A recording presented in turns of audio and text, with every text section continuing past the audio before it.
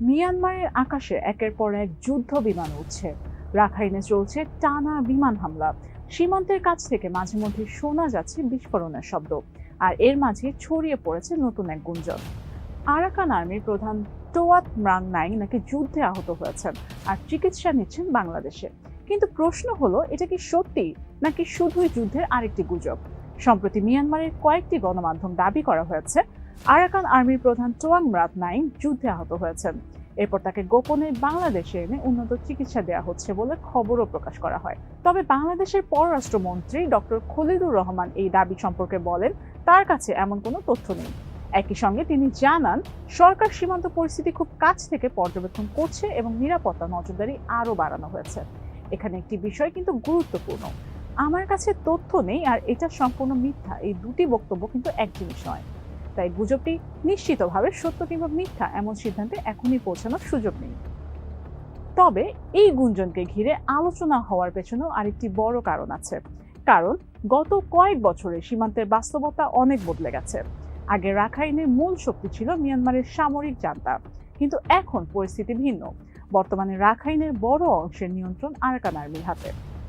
2025 সালের মে মাসে তখনকার জাতীয় নিরাপত্তা উপদেষ্টা বর্তমান পররাষ্ট্রমন্ত্রী ডক্টর খলিলুর রহমান বলেছিলেন, সীমান্তের ওপারে যেই থাকুক, সীমান্ত নিরাপত্তার স্বার্থে তার সঙ্গে যোগাযোগ রাখবে বাংলাদেশ। তিনি এটাও বলেন, এটি কোনো আদর্শগত সিদ্ধান্ত নয়, বরং বাস্তবতার প্রয়োজন। এই বক্তব্য থেকেই আসলে বোঝা যায় বাংলাদেশে এখন সীমান্ত পরিস্থিতিকে বাস্তবতার দৃষ্টিতে দেখছে। আরেকটি বিষয় বেশ আলোচনায় আসে।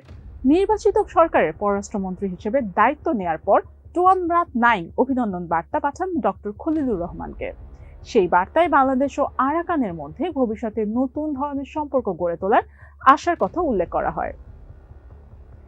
এবার একটু আরাকান আর্মির দিকেও তাকানো যাক। মাত্র 15 বছর আগে অল্প কয়েকজন সদস্য নিয়ে যাত্রা শুরু করেছিল এই সংগঠন। শুরুতে সদস্য সংখ্যা ছিল মাত্র 23 জন, কিন্তু আজ তারা মিয়ানমারের সবচেয়ে শক্তিশালী বিদ্রোহী বাহিনীগুলোর একটি। রাখাইন রাজ্যের 17টি টাউনশিপের মধ্যে প্রায় 14টির নিয়ন্ত্রণ এখন তাদের হাতে বলে বিভিন্ন আন্তর্জাতিক বিশ্লেষণে উঠে এসেছে। শুধু যুদ্ধই নয়, অনেক এলাকায় তারা প্রশাসনিক কার্যক্রমও পরিচালনা করছে। অর্থাৎ এটি এখন শুধু একটি সশস্ত্র গোষ্ঠী নয়, বরং একটি কার্যকর নিয়ন্ত্রণকারী শক্তিতে পরিণত হয়েছে। তবে যুদ্ধ এখনো শেষ হয়নি। বিশেষ করে সিত্তে ও কিয়াও কফি অঞ্চল ঘিরে সংঘর্ষ অব্যাহত রয়েছে। মিয়ানমার সেনাবাহিনীর বিমান হামলাও চলছে নিয়মিত।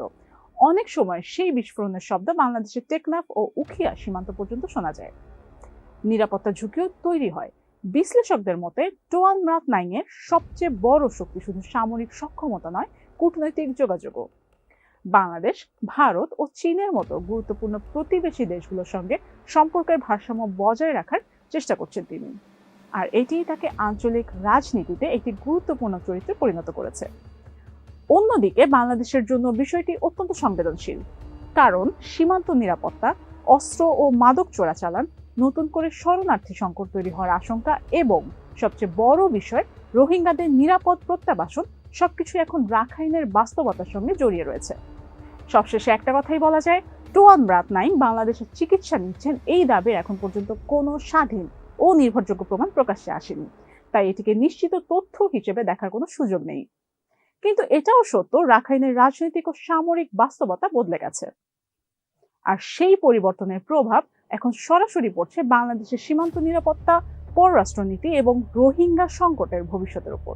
তাহলে আপনার কি মনে হয়, ভবিষ্যতে বাংলাদেশ কি বাস্তবতার কারণে আরাকান আর্মির সঙ্গে আরো ঘনিষ্ঠ যোগাযোগ বজায় রাখবে, নাকি পুরো বিষয়টি শুধু সীমান্ত নিরাপত্তার মধ্যেই সীমাবদ্ধ থাকবে? আফরিন প্রিয়া, টাইমস 24।